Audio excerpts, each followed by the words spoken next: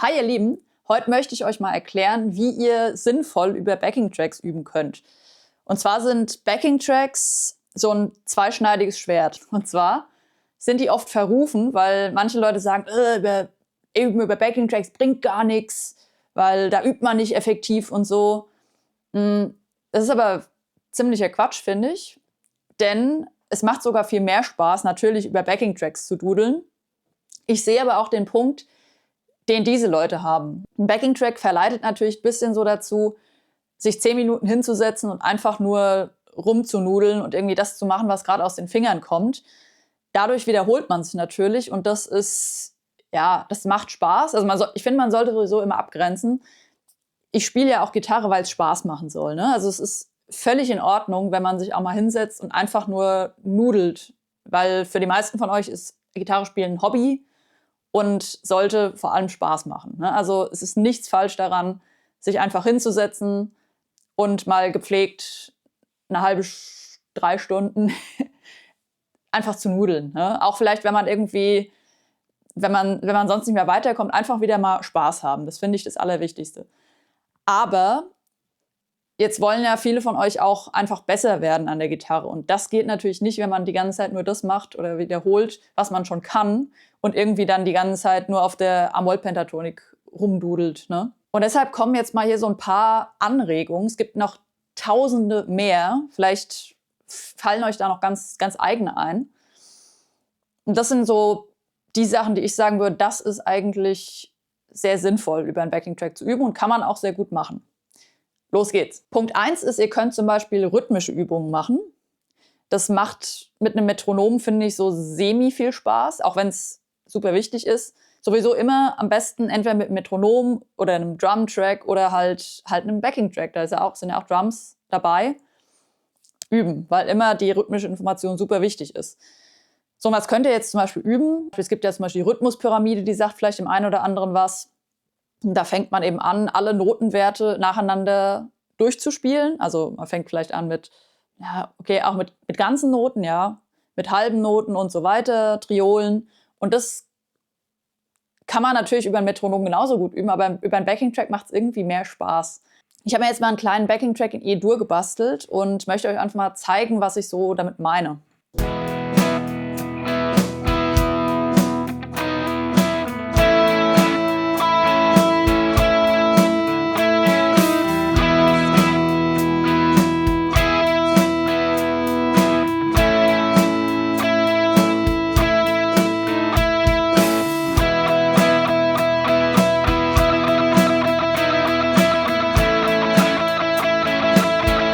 Das wäre schon mal eine Möglichkeit. Jetzt bin ich durch die Rhythmuspyramide gegangen. Man kann natürlich auch so, wenn man bestimmte rhythmische Pattern hat, die man üben will, kann man das natürlich genauso gut machen.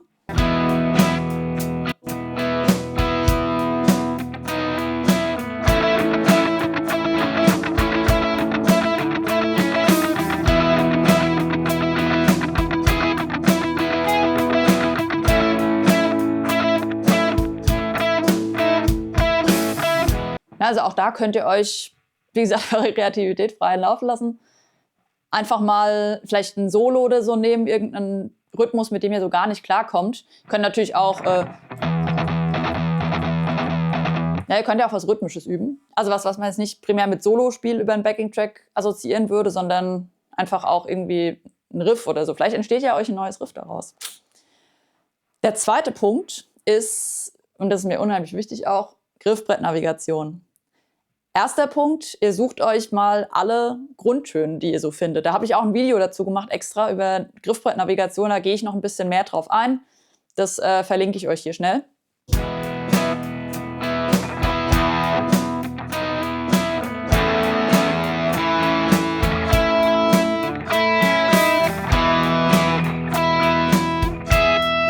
Das waren jetzt längst nicht alle E's, aber ihr kriegt den Punkt, glaube ich. Was man dann weitergehend noch üben kann, ist Intervalle finden. Auch Intervalle, super wichtig. Dazu müsst ihr euch erstmal klar machen, was habt ihr überhaupt für Chords in diesem Backing-Track. Ich habe das jetzt hier in dem Backing-Track sehr einfach gemacht. Es ist einfach ein E-Dur und ein A-Dur, die sich ständig abwechseln. Dazu muss man sich natürlich erstmal klar machen, gut, was sind hier überhaupt die Akkordtöne von diesen Akkorden? Bei E ist es einmal E, Gis, und B bei E-Dur. Und bei A-Dur ist es A, Cis und E. Und jetzt versucht ihr zum Beispiel mal nur die Terzen zu treffen. Das heißt, die Terzen wären jetzt bei E, hat wie gesagt, eine große Terz und das wäre dann das Gis. Und beim A ist es die große Terz, das Cis. Und jetzt spielt ihr einfach nur mal die beiden Töne, immer da, wo sie passen, ne?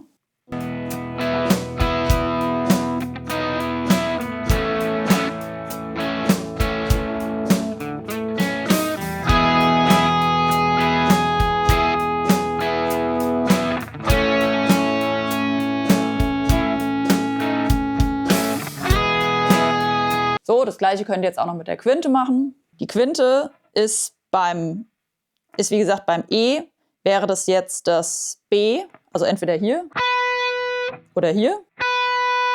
Und beim A wäre die Quinte dann einfach das E.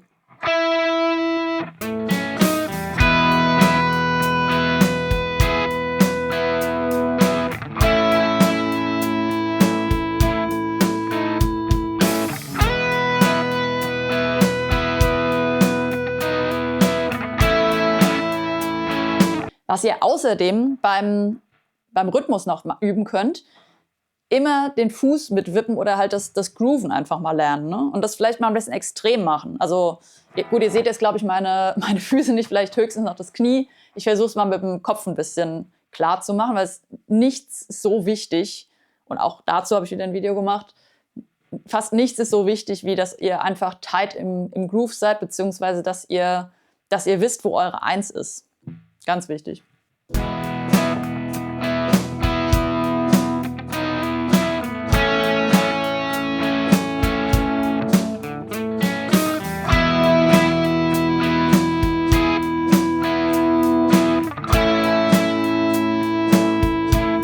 Und natürlich könnt ihr einen Backing-Track auch wunderbar nutzen, um an eurer Technik zu arbeiten.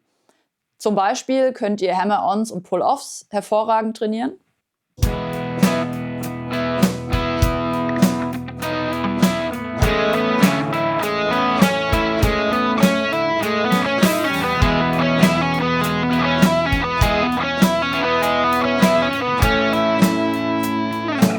Und ich habe es jetzt immer schon mal ein bisschen eingebaut.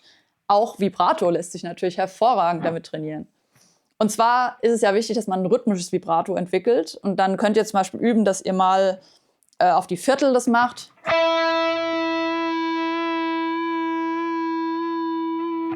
Ja, könnt ihr verschiedene rhythmische Variationen fürs Vibrato ausprobieren.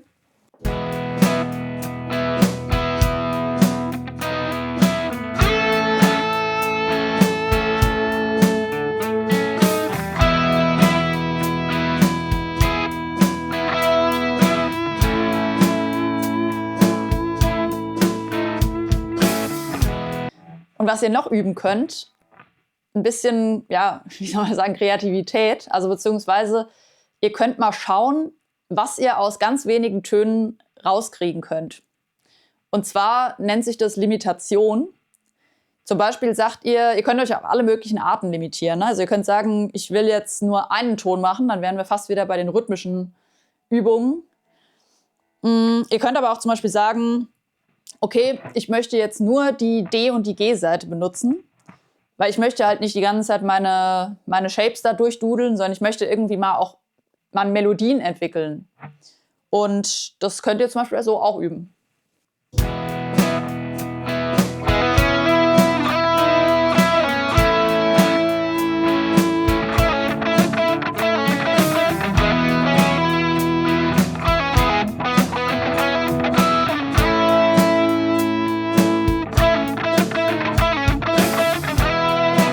Oder ihr beschränkt euch halt mal nur auf eine Seite. Ihr sagt zum Beispiel, okay, ich möchte jetzt mal nur auf der B-Seite meine E-Dur-Tonleiter spielen.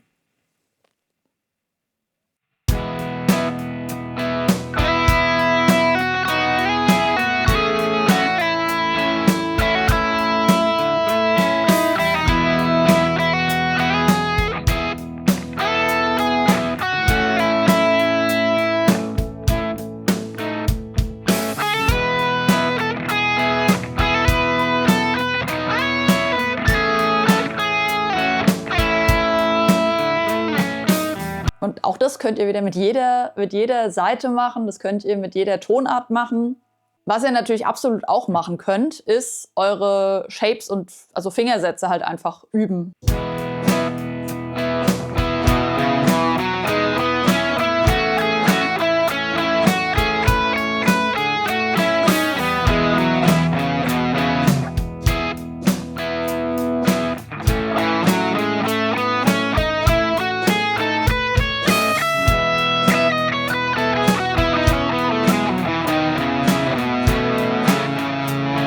Ja, das waren mal so ein paar Möglichkeiten, die ihr habt, wenn ihr sinnvoll über einen Backing-Track, also sinnvoll, aber mit Spaß üben wollt sozusagen. Dann probiert es einfach mal aus. Wie gesagt, das ist absolutes Thema, ist hier absolut nicht erschöpft, sondern das ist erst der Anfang. Aber im Prinzip seht ihr, ihr könnt damit eine komplette Übungsroutine eigentlich bauen und eben diese Backing-Tracks dafür einsetzen. Also ich würde jetzt zum Beispiel so vorgehen, ich nehme mir einmal einen Backing-Track in der Tonart, die ich vielleicht gut kann. Vielleicht ist es irgendwie A-Moll oder so. Also ich kann die A-Moll-Pentatonik. Und dann übe ich halt erstmal 2 Wochen über A-Moll.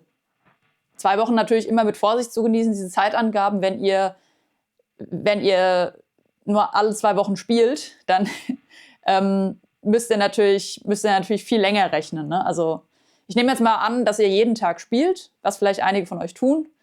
Seien es nur 15 Minuten, macht ihr euch einen Backing-Track an, zum Beispiel Elevated Jam Tracks oder so, da gibt es ganz tolle. Und dann könnt ihr halt mal 15 Minuten über so einen Backing-Track üben, einfach. Wenn ihr das mal 2 Wochen in einer Tonart gemacht habt, dann nehmt ihr euch eben die nächste Tonart und übt es darin. Und nehmt dann auch gern auch mal andere Backing-Tracks. Also es macht ja auch immer einen Unterschied, ob man jetzt über einen schnellen Backing-Track oder was für ein Groove da irgendwie dahinter ist. Ob es jetzt eher so ein bluesy Backing-Track ist, funky.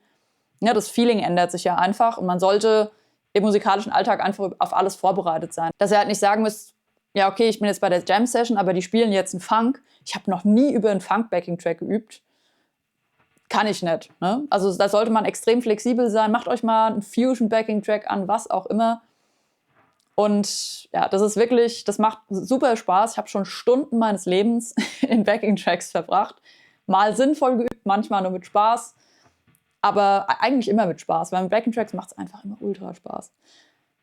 Wie gesagt, man muss halt nur wissen, wie und das sinnvoll machen. Aber da wünsche ich euch ganz viel Spaß dabei. Und wenn ihr mir noch eine Freude machen wollt, und euch das Video gefallen hat, dann abonniert gerne erstens den Kanal und liked das Video. Und im Moment könnt ihr mir noch eine ganz besondere Freude tun. Ich habe nämlich ein Crowdfunding für mein erstes Album laufen. Und wenn ihr mich da unterstützen wollt, dann habe ich da auch den Link nochmal in die Beschreibung gepackt. Würde mich sehr freuen und würde sehr helfen. Jetzt wünsche ich euch erstmal viel Spaß beim Üben, Improvisieren, Spielen und ciao, bis zum nächsten Mal.